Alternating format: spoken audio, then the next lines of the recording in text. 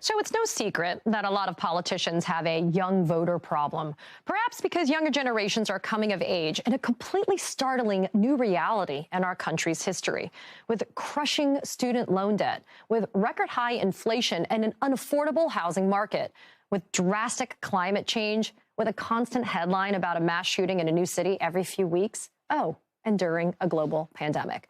I mean, I could go on and on, right? But for what it's worth, our federal lawmakers aren't young either. The average age of a member of the House is over 58 years old. The average age in the Senate is over 64. Unsurprisingly, lots of young voters think that politicians are out of touch with what young people are dealing with today. Here's what's interesting, though. 50% of those who were ages 18 to 29 in 2020, so those who are eligible to vote, they cast a ballot in that presidential election. Tufts University's research team called it a remarkable 11-point increase from 2016 and likely one of the highest rates of youth electoral participation since the voting age was lowered to 18. It's unclear if this trend will continue in the 2022 midterms and beyond, because things have shifted a bit, at least with young Democrats.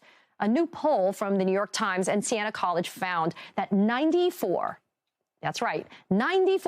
of Democrats under the age of 30 do not want President Biden to run again in 2024. They think their party should nominate a different candidate for president. As Politico notes, the youths think the vibes are off with Biden. Quote, "It's no secret that President Biden has a problem with young voters. He's old, and his political appeal is predicated on restoring civility and norms, not inspiring younger generations to rush to the polls."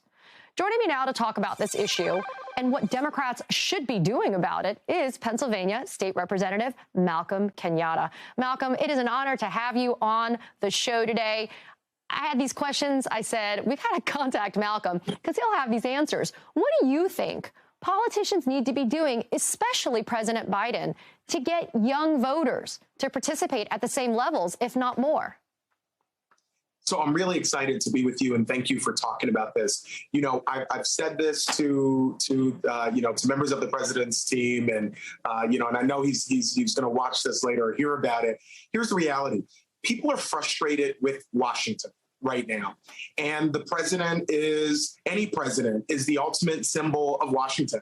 And so I think the best thing that the president can do is to get the heck out of Washington and do what he does so best, which is talk directly to voters, talk directly to people about what he knows as somebody who grew up in a working class family in Scranton, what he knows about what it means when prices go up, to be out listening to people who are frustrated because things are really tough and their pocketbooks are being squeezed. And I think when the president is out in places like Pennsylvania and places like Wisconsin and these tough swing states, Joe Biden is one of the best retail politicians out there. And I know that anybody who's covered him knows that and knows how much he enjoys being out on the trail. And I think that he would benefit from being out of Washington, talking directly to voters of all different ages about what is going on, about what he's trying to do to move the needle. But I think ultimately in this midterm election,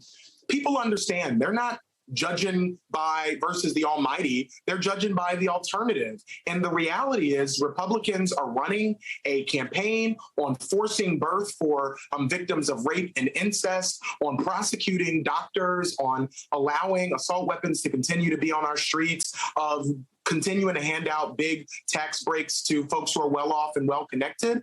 And I think people are frustrated with a couple of members of our own Democratic Party in Joe Manchin and Kristen Sinema, who have blocked the president's agenda at every single turn. And I think because he is president, people are going to take some of that frustration out on him. Yeah, so Malcolm, I want to kind of springboard a little bit off of something you just said a couple of minutes ago. You're not the first person I've spoken to, as a Democrat, by the way, who has had some criticism that Biden seems out of touch with certain states and certain swing states, right? And so there's this idea that Biden needs to go and actually visit these places and have these conversations. Do you think, though, that that's enough? Because a lot of these young voters that are being polled, they're not necessarily just focusing on age. They're focusing on issues like diversity and having more diverse candidates. They're focusing on issues like slashing student loan debt. I mean, things that are really bottom line kitchen table issues for them. So do you think it's going to be enough for Biden to go out and talk to them and kind of put a face on the party and say, I'm your guy for 2024? Or do you think it's going to take a little bit more than that? I think a part of what he's going to have to do is what I think the president does very well, right? He listens as well as leads. And so I think a part of it is going to be communicating to folks all of the things that he and this administration have been able to get done. You know, historic, people on the bench, not just Justice KBJ, but also the 63 other federal now judges who have got approved to the bench, the most diverse group of appointments that we've seen in any administration, talking to people about what he's done to lower the unemployment rate to levels we've never seen, what the impact of the American Rescue Plan is and has been, these real tangible things. But also I know that he is somebody who deeply listens, and on areas where he can go it alone and act, more aggressively, I'm certainly know that he's going to be listening to those things. And I think he is somebody who's going to be looking forward to those opportunities to engage directly with voters about what more needs to be done. But here is the bottom line. The president has laid out a bold agenda. And do you know where that agenda has stalled? In the U.S. Senate. I ran for the U.S. Senate in part because I believe that if you're going to change the Senate, you have to change the senators. And right now we are in desperate need of a couple more senators who are willing to do what it takes to get rid of the filibuster, to protect not only abortion, but all the other things that fall under the right to privacy, the right to marry who you love, the right to engage and not have the government come in and rip those freedoms away. And unfortunately, when you look at what the president wants to do on climate, you have Joe Manchin, one of the biggest recipients of donations from fossil fuel companies, saying today, no, he doesn't want to move forward with the president's, bold plan on climate. No, he doesn't want to move forward with raising taxes on the wealthiest Americans. And so, if you look at all of these polls, even while people register, frustration across the board with things that haven't been done in Washington, you're not seeing those voters say, well, we want Mitch McConnell to be in charge. We want,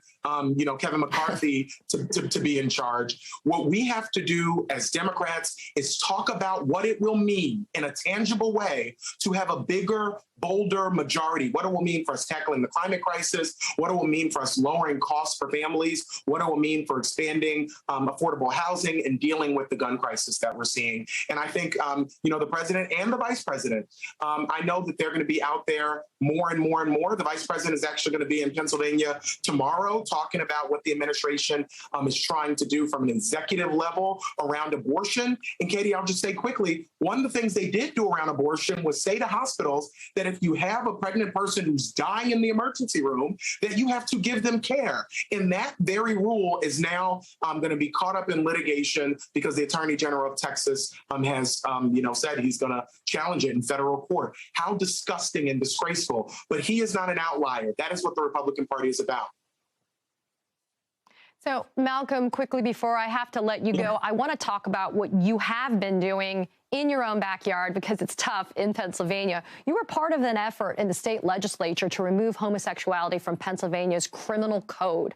And for those of you at home who are watching who don't know, Malcolm, you are one of the 3 openly LGBTQ members of the Pennsylvania General Assembly.